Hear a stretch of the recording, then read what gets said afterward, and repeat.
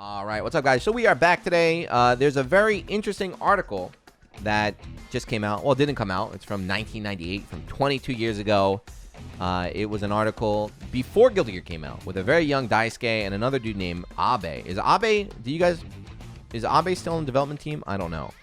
But thanks to the hard work of the dude at this site right here, Shmuplations. I'm sorry, I don't know how to read the name. It looks like he's a shoot-'em-up game fan, but he translated this article. He found this article, so thank you for finding this. This stuff is very, very, very valuable to me. You know, I love looking back on these old articles, just developer insight articles too.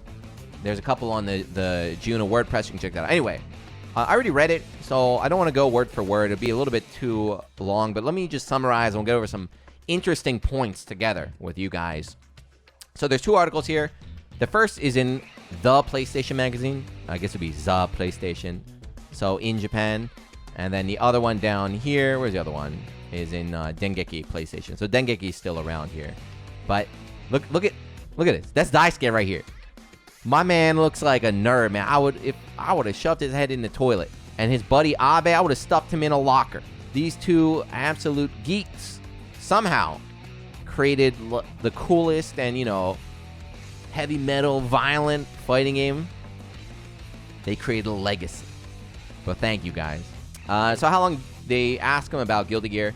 So it took about a year and a half is what they said. And apparently there were some delays when the game came out. So at first they announced the characters, and you know how cool the art is in this game. So they announced the characters.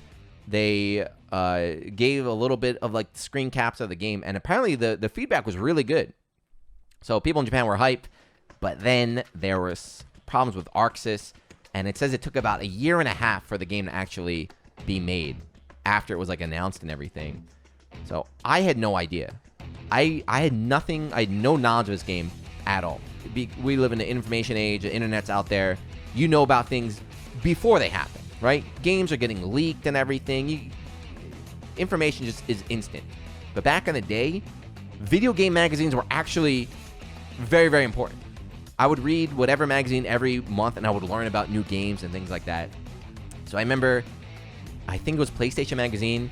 I read it, and they had a feature on Guilty Gear, and they hyped it up, and I went and I bought the game like that weekend.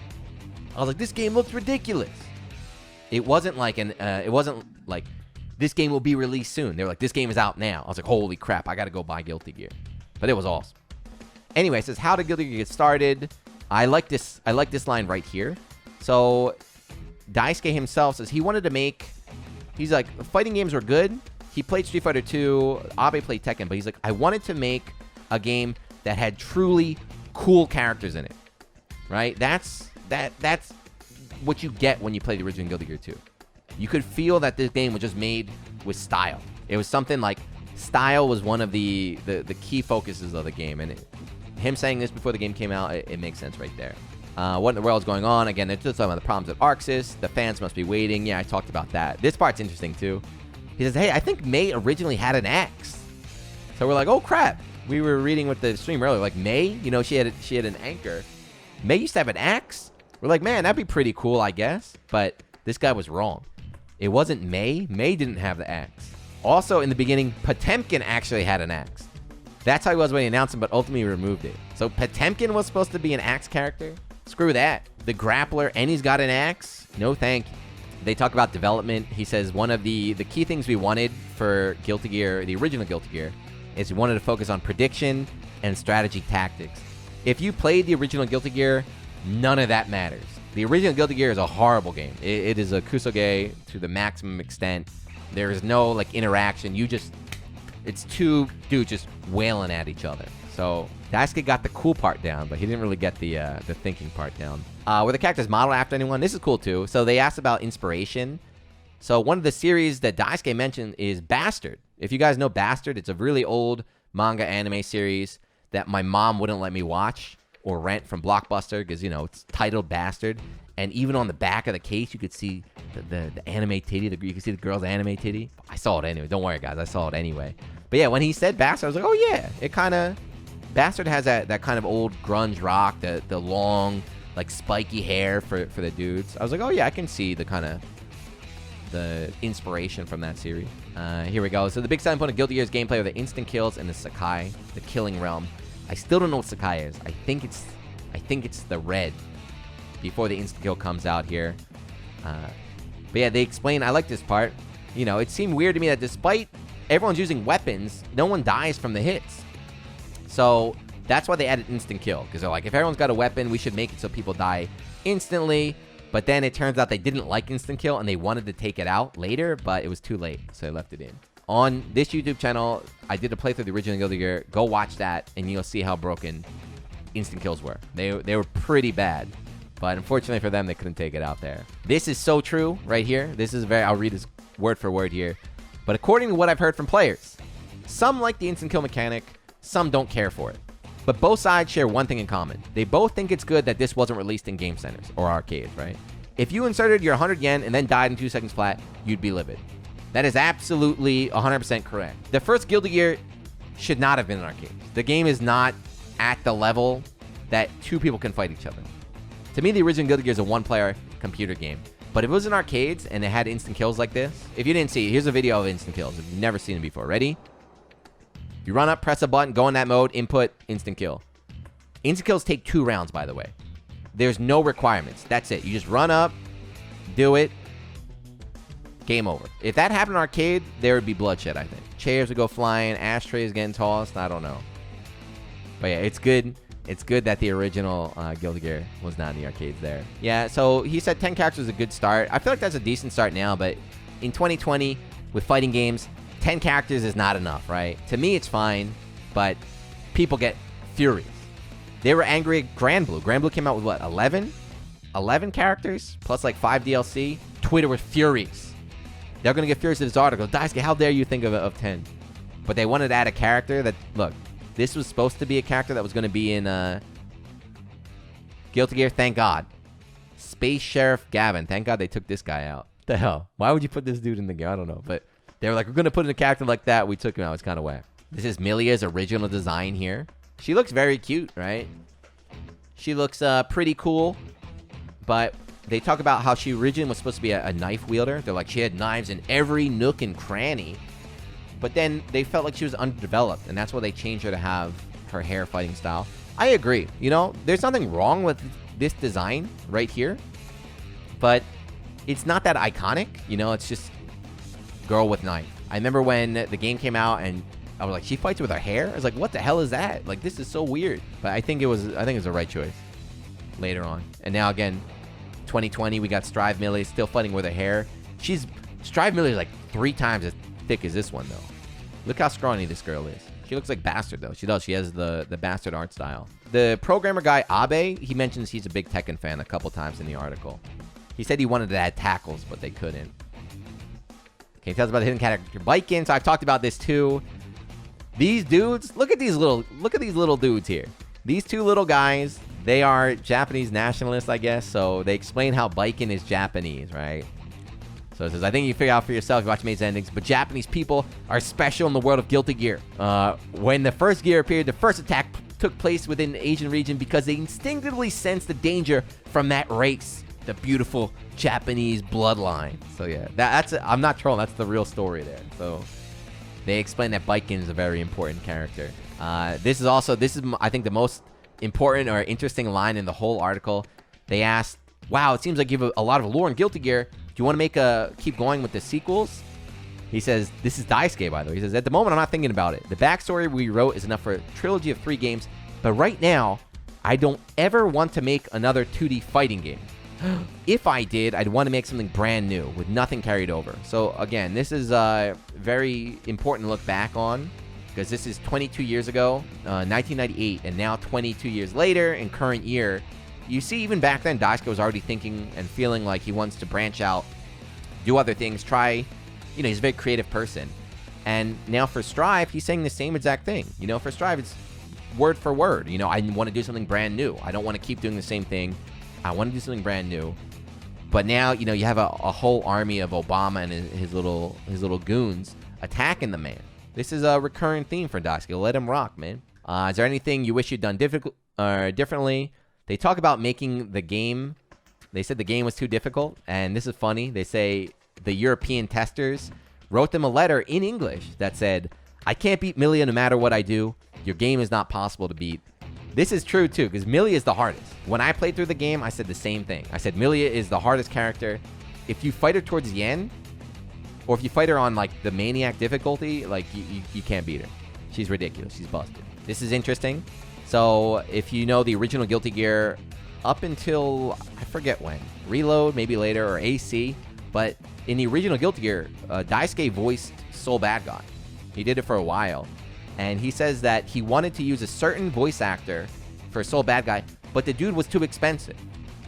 That voice actor is something, was it Koichi Yamadera? But the dude that voices Spike from Cowboy Bebop. Who else does he voice? Beerus? Someone said Beerus? He did Japanese Donald Duck as well. But he is already like an established voice actor, so he was too high. So Daisuke couldn't get him. And then they ask, well, then why'd you do it yourself? He's like, I felt if I couldn't get the guy I wanted, then I might as well do it myself. Oh, he voiced Jubei from Ninja Scroll. Jubei's God, or Ninja Scroll's godlike. You guys should watch that. And then please give a final comment to our readers. Abe says, don't complain. Obama, you hear that? Don't complain. Abe said it himself. And then Ishitari says, you know, if what most players get, like, if you just enjoy it because it's fun, I'm happy. But please give the game a deeper try, and you're going to see it's like a deep game there with some fan art. And then this is another interview. So again, they kind of go over the same questions with the first one. Yeah, again, they're just talking about little changes. So he's talking about game logic. He's talking about, gives an example of in fighting games, when you dash into somebody, you stop. He's like, I want you to dash and hit him. So there's a running attack in the original Guilty Gear that kind of came from that idea. They talk about the difficulty they had with the instant kill mechanic. Again, I cannot stress how bad of a mechanic the instant kill was. Boop. It's horrible. So they talked about maybe they were going to make it so that if the instant kill failed, you lose 1/3 of your health, but they're like, that's not realistic. They're like, maybe you can get punished for attempting it, but they're like, we couldn't figure it out in time. Earlier, they said they wanted to take it out, but they were too late, so you ended up with this really broken mechanic in the original one. They said they kept getting the original copy sent back to them from Sony and getting rejected, and they kept adding more, so the final game was kind of crazy. You should play it if you haven't. There's a ton of mechanics. It's like $2 on Steam. It's worth it. It's funny. Again, they talk about voice acting. So we know Daisuke voiced Soul, but this is new. I didn't know this. Abe, the lead programmer, he voiced Potemkin. He was the original Potemkin voice actor. I don't think he does it anymore, but it's pretty godlike. One day I want to voice a fighting game character. Let me voice Leo. And then again, just the age. This is very important. Like these two nerds up here, they started making Guilty Gear when they were in college. So these dudes are like first-year university students. So not even 20 yet. Late teens to 20s to early 20s, and that's when they created this crazy new franchise, this entire new world, these characters, the music. They programmed the game. Like, that's amazing. And I was telling the stream earlier, this is also a similar story with Harada. So Harada and the Tekken team, they made Tekken when they were very, very young with almost no experience. Nishitani-san, the guy who made Street Fighter 2 and Final Fight, it's the same story. These guys are just young geniuses. It makes me feel bad about myself because all I did when I was in college, I skipped class, I slept, I played Ragnarok Online, Final Fantasy 11, and I ordered Chinese food, takeout, or delivery, like, every day. I feel like I did. Maybe I should have worked harder. Maybe I should have tried to been like Lord Daisuke if only I knew back then. But yeah, it's really, really impressive that they did that. Again, they're saying he said he had no programming experience. Like, these guys had no programming experience at all. They just started out. It's like, I guess I'll figure it out. They said they want to make a 3D game. So this is 1998. They said the next game I make, I want it to be 3D. Overture eventually came out. It was not very good. Final message for them. So Abe says, check out the instant kill mechanic. But what Daisuke says is my favorite. He says, personally, I want players to hear the music. Right? Guilty Gear may have been made with a small team, but I can say with confidence that's a worthwhile fighting game. Please give it a try. Excellent. I'm very happy. It made me happy to read that. You know, it's just two young dudes before their game came out. You know, that is before their game came out. They had no idea how it was going to do. They had no idea it was going to lead to us 22 years later talking about them, the series, you know, the history, everything that's going on. Strive coming out next year. That's a very nice success story. And I like how Daisuke definitely also gave a shout out to the music, because that music, the original Guilty Gear music, is so good when it came out. But yeah, that's it. I thought it was very valuable to have this kind of old insight to see what's up. This translation, once again, by Shmupulations, I believe. But there's a couple developer articles I've translated on my own WordPress that give insight to, you know, when the developers were starting out, when they were very, very young, and when nothing was determined, right? That's what's really interesting now, is that everything has kind of been done, right? A new fighting game comes out, a new whatever comes out. Basically, you look at everything in the past, and then you just kind of copy it, and you tweak it a little bit, and then you just throw it out there. But you know, back in the day, these guys were like, you know, they were the trailblazers. These were the forerunners. There was nothing for them to really copy. When Guilty Gear came out, like, everything it did was brand new. It was crazy. It blew my mind. The art, the story, the music, just the movement in there, the combos, like the idea of Gatling, of being able to just go do and getting a combo was ridiculous. Being able to mash, kick 13 times with Chip and get a combo, again, it felt ridiculous. It felt like I was really good, even though I had no idea what I was doing. I was like, man, I did 13 hits, man. I'm godlike. You know, it's amazing. I hope this will sound maybe a little bit depressing, but this is something that just happens when you get older. But I hope I can feel like I felt when, like, the original Guilty Gear came out again. Like, that, it really blew my mind. I hope there's a game or something will come out that I'm gonna play, and I'm just gonna be like everything. Not like, oh man, this one mechanic is so cool. It's like everything is just, what the hell is this? This is crazy. I'm not sad. No, I'm not sad. I'm satisfied with life. But man, I can't explain. I can't tell you like how crazy that game was when it came out. But yeah, that was a quick run through. Again, the link will be down there. I suggest, it's not a long article. I suggest you read the whole thing on this site. Once again, thank you, Shmupulations, for finding it and translating it. You guys in the YouTube comments, read up. Let me know what you think. Let's talk about it. Thank you, Daisuke and Abe as well, for giving me Guilty Gear, and I'll see you in Strive.